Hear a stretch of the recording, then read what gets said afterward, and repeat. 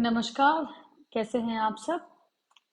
चलिए, आज फिर से हम उत्तर प्रदेश के चुनाव के बारे में बात करेंगे। आज आज की जो सबसे ज्यादा जिस खबर की चर्चा हो रही है वो ये कि अपर्णा यादव ने बीजेपी को में शामिल हो गई हैं, बीजेपी ज्वाइन कर लिया है।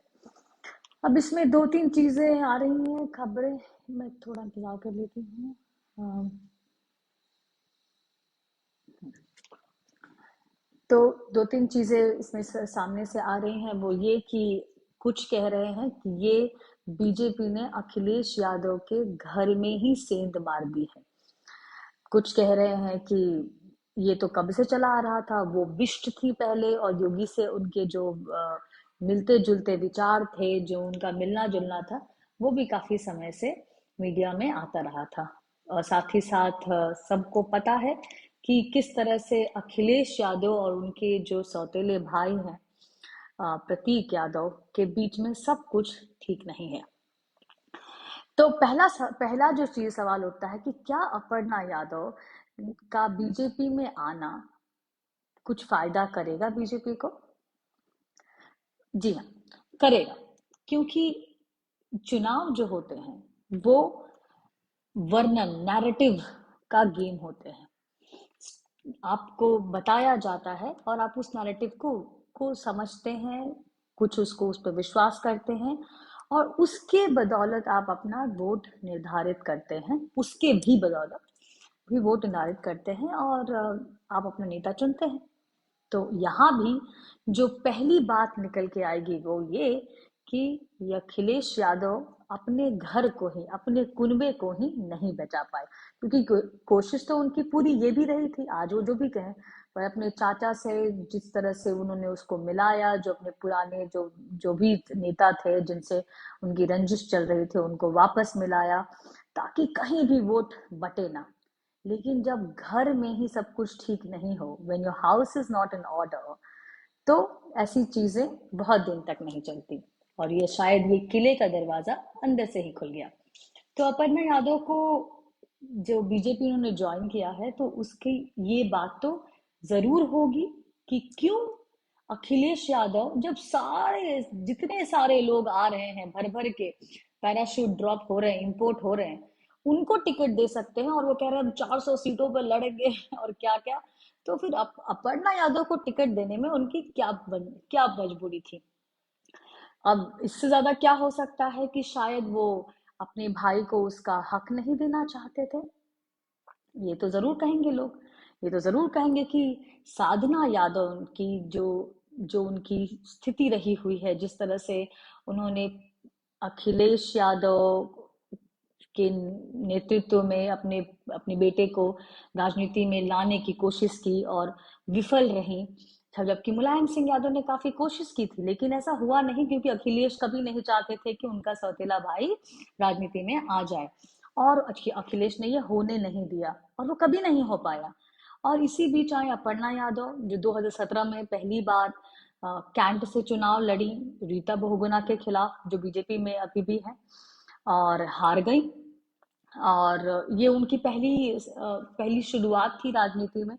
और एक तरह से ये सारी खटपट की खबरें तो आती रहती है, तो ये एक तो नैरेटिव जरूर जाएगा कि ये किला अंदर से टूटा है, और जो अपने घर का ख्याल नहीं रख सकते, जो घर में समानता नहीं दिखा सकते, वो समाजवाद क्या करेंगे? वो समाज के दूसरे तबके जिनको वो मुला रहे हैं, बुला रहे हैं, उनको कैसे वो न्याय देंगे?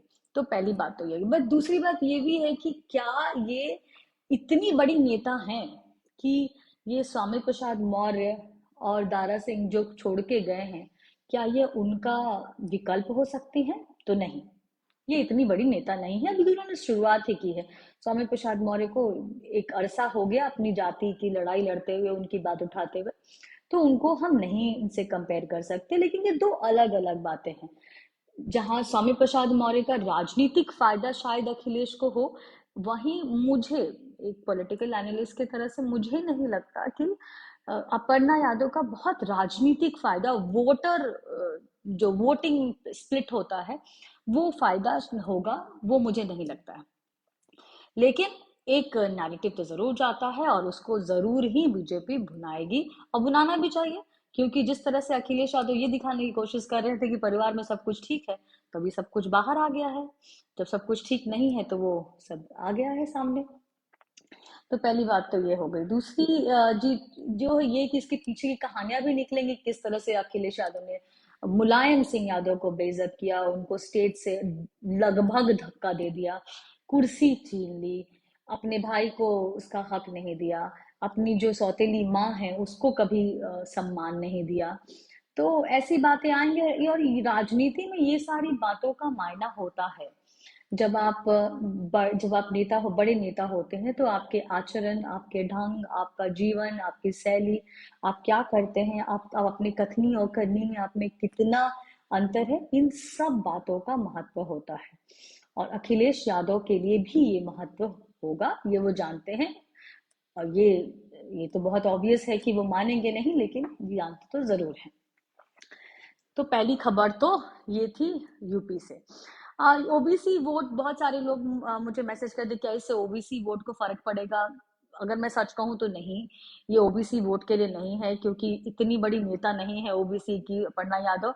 एक नैरेटिव है कि यादव बहू ने बीजेपी ज्वाइन कर लिया, उसको भी बीजेपी का नेशनलिज्म ज्यादा अच्छा लगा दैन अखिलेश यादव के समाजवाद के। तो ये नैरेटिव जरूर जाएगा वहां पे, और यही बात होगी।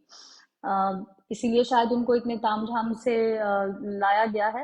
हालांकि अभी वो टिकट पे, क्या उनको टिकट मिलेगा, क्या वो चुनाव लड़ेंगी नहीं लड़ेंगी, या फिर उनको महिला मोर्चा में कोई पद दिया जाएगा, ये सारी बातें तो अभी अटकलें हैं। वैसे वो अगर वो कैंट से लड़ना चाहती है तो कैंट से तो रीता बहुगुणा के अपने बेटे के लिए भी संघर्ष कर रही है। तो ये देखना होगा कि भाजपा किसको टिकट देती है। तो ये हो गई पहली खबर। दूसरी खबर जो ये है कि ये भीम आर्मी, चंद्रशेखर आजाद की जो पार्टी है, उसने ये कहा है कि वो सारे सीटों पे या तो वो अकेली लड़ेगी, या वो कांग्रेस के साथ एक अलायंस पार्टनर की तरह लड़ेगी। इसके पहले बहुत एक खबरें आई थी, उनका बहुत सारा बयान आया था कि किस तरह मायावती ने बहुजनों का नेतृत्व ठीक से नहीं किया, और अखिलेश यादव ही हैं जो इस समाज को, जो समाज के निम्न वर्गों को, या जो पिछड़े हैं, जो जो एससी है, एसटी है, ओबीसी है, इन सबको साथ में मिला के लेके चल सकते हैं। और उन्हीं के बारे में आज जब सीटों का बंटवारा नहीं हो पाया, तो उन्होंने कहा कि उन्होंने, अखिलेश यादव ने मेरी बेइज्जती कर दी, मुझे सिर्फ एक सीट दिया, जबकि हमने 33 कैंडिडेट्स के लिए सीट मांगे थे। वो शायद एक सीट शायद सहारनपुर के लिए चंद्रशेखर आजाद के लिए ही थी। और उन्होंने कहा कि ये अखिलेश यादव अपने जो उनका जो कुनबा है, उनका जो गठबंधन है, उसमें शायद उन दलितों को नहीं रखना चाहते। हालांकि अब मुझे नहीं पता कि अखिलेश यादव के मंसूबे क्या हैं। उन्होंने कहा कि वो उनको चंद्रशेखर आजाद को एक फोन आया, और इसीलिए शायद वो सपा से अलग हो गए। लेकिन अखिलेश यादव का दलितों के प्रति जो रवैया रहा है, वो किसी से बहुत छुपा हुआ नहीं है। उनका कोर वोटर भी जो है वो दलित नहीं है, ये बात आप याद रखिए। उनका कोर वोटर हमेशा से मुसलमान और यादव रहा हुआ है। अभी वो जाता हो सबको मिला के, कुर्मी कुशवाहा इन सबको मिलाने की कोशिश कर रहे हैं, लेकिन जो उनका कोर वोटर है वो मुस्लिम और यादव ही है। और उन्होंने ऐसे पहले बहुत सारे ऐसे बयान दिए हैं जो शायद बताता है कि दलितों के लिए उनका कोई बहुत प्रेम नहीं रहा हुआ है। ये वही अखिलेश यादव हैं जिन्होंने भीमनगर का नाम बदल के संबिल नगर कर दिया था, जिन्होंने शायद एक वक्तव्य भी दिया था कि जहाँ पे ये कहते हैं कि ये अंबेडकर पार्क जो है वो अय्याशी की जगह है। तो बहुत सारी चीजें हैं उनको, उनके इतिहास में, जो उनको दलित प्रेमी तो नहीं घोषित करती, और हाँ उस पर एक प्रश्न चिन्ह जरूर लगाती है। तो देखेंगे ये कि भीम आर्मी जो है वो कांग्रेस के साथ जाती है या खुद ही उतरती है। लेकिन यहाँ पे एक चीज शायद बहुत सारे लोग जो उनके सपोर्टर्स हैं वो शायद इस बात को स्वीकार नहीं करें, लेकिन मेरी सलाह है कि आप किसी भी जो पिछली जातियों का नेतृत्व करने का जो नेता बोलते हैं कि हम ही हैं अगुआ इस जाति के, तो एक चीज देखिएगा कि शायद वो नेता बढ़ता जाता है, वो नेता की संपत्ति बढ़ती जाती है, वो बड़ा होता जाता है, वो साइकिल से फॉर्च्यूनर में घूमने लगता है, साधारण कपड़ों से केल्विन क्लीन पहनने लगता है, और महंगे चश्मे लगाने लगता है, और बड़ी बड़ी सभाएं करने लगता है। लेकिन जिस जाति का वो प्रतिनिधित्व करते रहते हैं, वो जाति के लोग वहीं रहते हैं। तो ये एक चीज है जो जनता को देखनी चाहिए कि जातियों का प्रतिनिधित्व करने के लिए जब शुरू में तो लोग काफी अपनी अ, अपना दिखाते हैं कि मैं बहुत प्रतिबद्ध हूँ और इस जाति को लेके, पर जब बात उनके अपने स्वार्थ की आती है तो पहले वो अपना स्वार्थ देखते हैं, बाद में शायद जातियों का। और ये बात सब पे फिट होती है। आप समाजवादियों का देख लीजिए, समाजवादी क्या है कि सबको एक जैसा समझे, सबको एक जैसा न्याय मिले, सबको एक जैसी ट्रीटमेंट हो, सबका सबके पास एक जैसी संपत्ति हो, सब किसी को भी कोई भी पिछड़ा ना रहे, कोई भी ऐसा नहीं वर्ग ऐसा नहीं हो जिसको न्याय ना मिले। पर आप जाके देखिए इनकी संपत्तियां, ये करोड़ों अरबों रुपए की संपत्तियां, ये बड़े बड़े महल, ये बड़ी बड़ी गाड़ियां, कहाँ से, किस समाजवाद का है? समाजवाद का बेसिक प्रिंसिपल के खिलाफ है ये सब। आपने इतनी सारी संपत्ति अपने पोस्ट, अपने पद का सदुपयोग दुरुपयोग जो कह लीजिए करते हुए करी, और इतनी, और वो जो जो वर्ग है उसको वही है, वो वही है, आज भी उसमें बेरोजगारी है, आज भी नौकरी नहीं है, आज भी अशिक्षा है, आज भी महिलाओं का शोषण होता है, आज भी वहां पे जो अस्पताल नहीं है, आज भी सड़कें खराब है, आज भी वो गांव वही है जहां वो 20 साल पहले था। तो नेता जरूर बढ़ जाते हैं, पर जो वर्ग है जिसने उसको नेता बनाया वो वहीं रह जाता है।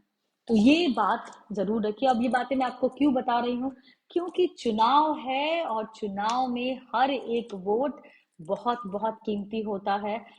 चुनाव एक हालांकि इतनी गरीबी है हमारे यहाँ की, हर चीज को, स्पेशली जो नेताओं ने इस तरह की हर चीज को हम खरीद सकते हैं, और यही शायद हुआ भी, क्योंकि लोग गरीबी से इतने परेशान हैं कि उनको जो भी पैसा आता है उनको लगता है ये हमारे जीवन में एक दिन दो दिन का गुजारा तो हो जाएगा, तो वोट को भी शायद उस तरह देखा गया।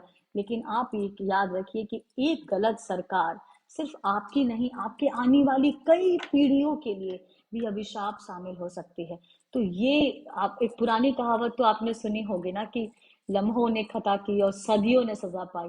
तो जब भी वोट करें ये सोच के जरूर करें कि, और जरूर अपने से पूछे, आज का जमाना टेक्नोलॉजी का जमाना है, आप देखिए कि क्या इस सरकार ने जो नेता आया है आपसे वोट मांगने के लिए, क्या इसने अपने वादे पूरे किए, कितने परसेंट वादे पूरे किए। अगर मानिए 10 है तो 10 में से कम 2 पूरे किए कि नहीं किए, वो देखिए, उससे पूछिए, उससे सवाल पूछिए। सिर्फ जाति के पीछे मत भागिए, क्योंकि अगर जो सिर्फ जाति के लिए बात करेगा वो तो चाहेगा कि आप जाति के अलावा और कुछ बात ना करें, आप उससे रोजगार की बातें ना करें, आप उससे अपने अपने जीवन शैली को सुधारने की बात ना करें, अपने अपने बच्चों के भविष्य की बात ना करें, उनके पढ़े लिखे होने की बात ना करें, अपना व्यवसाय की बात ना करें। वो तो चाहेगा कि आप जाति सबसे पहले आए आपके लिए।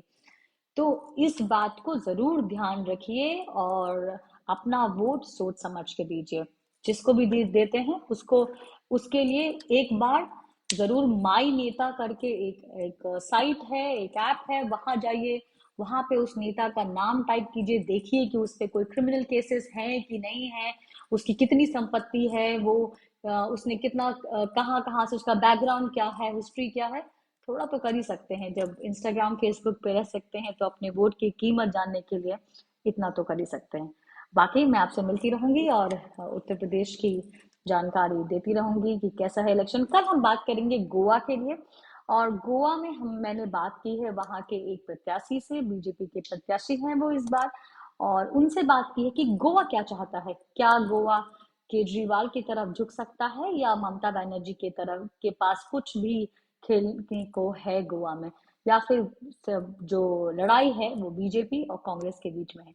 तो कल हम बात करेंगे गोवा के बीच में। तब तक आप अपना ख्याल रखिए, मास्क हमेशा पहनते रहिए। नमस्कार।